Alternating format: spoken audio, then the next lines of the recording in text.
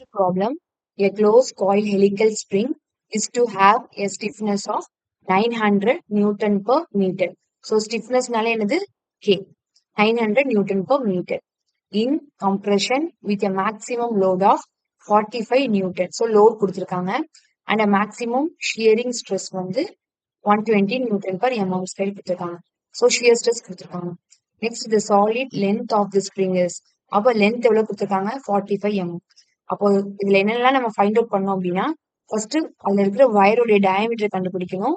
Next அந்த mean coil radius அப்போ capital R கண்டுபிடிக்கணும். நெக்ஸ்ட் நம்பர் ஆஃப் காயில்ஸ் அப்போ என் கண்டுபிடிக்கணும். ஓகேவா? டேக் மாடுலஸ் ஆஃப் ரிஜிடிட்டினா C.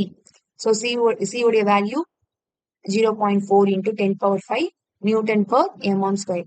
0.4 into 10 power 5 Newton per mm square. இங்க வந்து என்ன கொடுத்துருக்காங்கன்னா சாலிட் லென்த். ஸோ சும்மா நார்மலா லென்த் ஆஃப் த ஸ்ப்ரிங் அப்படி கொடுக்காம சாலிட் லென்த். ஸோ அது எப்படி நம்ம டினோட் பண்றாங்க அப்படின்னா n into d is equal to 45 mm கொடுத்துருக்காங்க. நெக்ஸ்ட் என்ன ஃபர்ஸ்ட் எல்லா யூனிட்டுமே சேமா இருக்கு இல்லையான்னு செக் பண்ணிக்கணும். இங்க எம்எம் இருக்குது, இங்க எம்எம் நியூட்டனும் அதே மாதிரி இருக்குது. நெக்ஸ்ட் இதுல மட்டும் மீட்டர்ல இருக்குது. ஸோ இது நம்ம என்ன பண்ணணும், எம்எம்க்கு கன்வெர்ட் பண்ணணும். ஸோ மீட்டரை எம்எம் நம்ம கன்வெர்ட் பண்ணோம் அப்படின்னா 1000 மல்டிப்ளை பண்ணணும். ஸோ 1000 மல்டிப்ளை பண்ணிட்டா நமக்கு ஆன்சர் 0.9 நியூட்டன் பர் எம்எம். இப்போ எல்லாமே ஒரே யூனிட் கன்வர்ஷன் இருக்குது. ஸோ ஃபர்ஸ்ட் நம்ம என்ன கண்டுபிடிக்கணும் அப்படின்னா வயர் டயாமீட்டர் கண்டுபிடிக்கணும். ஸோ அதுக்கு என்ன பண்ணலாம் அப்படின்னா ஈஸியா ஃபைண்ட் அவுட் பண்ணோம் அப்படின்னா ஃபர்ஸ்ட் நம்ம ஸ்டிஃப்னஸ் தானே கொடுத்துருக்காங்க. So stiffness k is equal to W by delta. So stiffness உடைய வேல்யூ கே உடைய வேல்யூ கொடுத்துருக்காங்க 0.9. ஸோ 0.9 டபிள்யூ நமக்கு தெரியாது ஏன்னா லோட் எங்கேயுமே கொடுக்கல. நெக்ஸ்ட் டெல்டா உடைய formula 64 W R cube N divided by CD power 4. ஓகேவா? நெக்ஸ்ட் என்ன பண்றோம், இது அப்படியே மேல நம்ம ரெசிப்ரோக்கல் கொண்டு போயிரும். So CD power 4 into W divided by 64 W R cube N. Next என்ன பண்றோம், இங்க W get cancel. அப்போ ரிமைனிங் நமக்கு இருக்கிறது 0.9.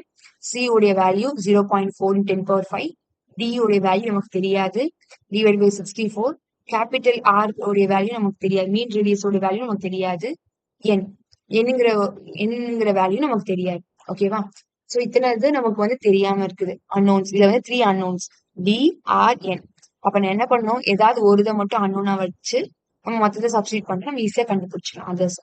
சோ டி அப்ப நமக்கு வேணும் என்ன பண்ணோம், இதையும் கிராஸ் மல்டிப்ளை பண்றோம். 0.49 64 இதை கிராஸ் மல்டிப்ளை பண்ண R cube n divided by இது நமக்கு கீழே வந்துருமா 0.4 10 power 5. நெக்ஸ்ட் இது எல்லாமே நீங்க சால்வ் பண்ணுங்க. சால்வ் பண்ணா நமக்கு இந்த ஆன்சர் வரும். நெக்ஸ்ட் ஆர் கியூப் என் இதை take this equation as first equation. Next என்ன பண்றோம், டவுடைய ஃபார்முலா நமக்கு தெரியும் 16 W R divided by pi d cube. So டவுடைய வேல்யூ நமக்கு கொடுத்துருக்காங்க, கொஸ்டினே கொடுத்துருக்காங்க. So maximum shear stress value கொடுத்துருக்காங்களா 120 கொடுத்துருக்காங்க. ஸோ 120 சப்ஸ்டிட் பண்ணிருங்க.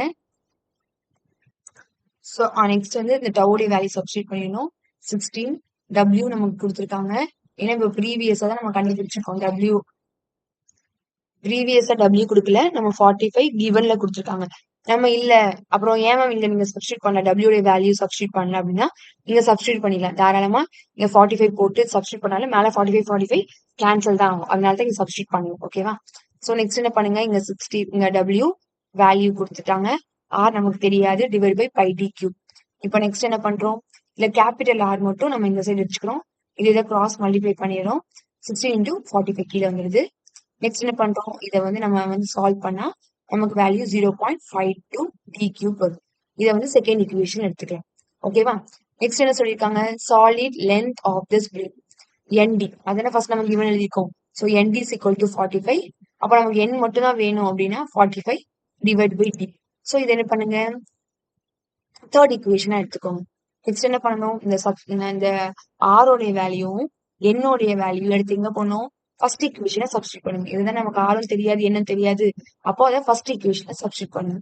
இப்படி சப்ஸ்டிட் பண்ணும்போது டி பவர் 4 இதுதான் அந்த ஈக்குவேஷன், ஃபர்ஸ்ட் ஈக்குவேஷன்.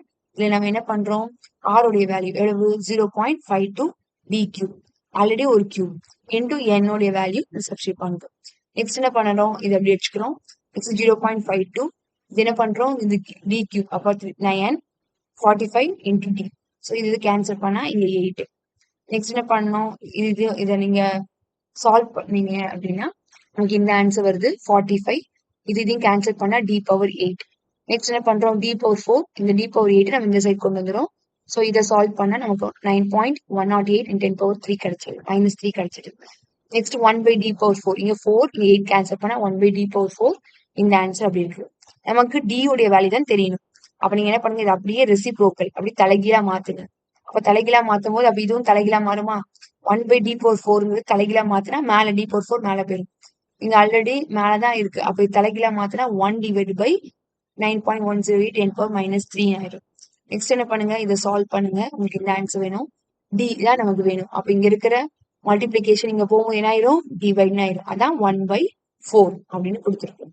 ஸோ இது சால்வ் பண்ண நமக்கு வேல்யூ 3.23 mm கிடைச்சிருது. ஓகேவா. நெக்ஸ்ட் என்னது, என்னெல்லாம் கண்டுபிடிச்சிருக்கோம், இப்ப நம்ம என்ன கண்டுபிடிச்சிருக்கோம், ஸ்மால் டி வயர் டயமீட்டர் கண்டுபிடிச்சாச்சு, மீன் காயில் ரேடியஸும் கண்டுபிடிச்சாச்சு. நெக்ஸ்ட் என்ன பண்ணலாம், இப்போ n உடைய வேல்யூ இப்போ நம்ம தெரிஞ்சுக்கணும். இப்போ ஆல்ரெடி ஒரு condition கொடுத்துருக்கோமா, n is equal to 45 divided by d. இந்த d ல இப்போ நம்ம ரீசெண்டா கண்டுபிடிச்சிருக்க d வேல்யூ சப்ஸ்டிட் பண்ணிட்டோம்னா நமக்கு n உடைய வேல்யூ தெரிஞ்சிடும்.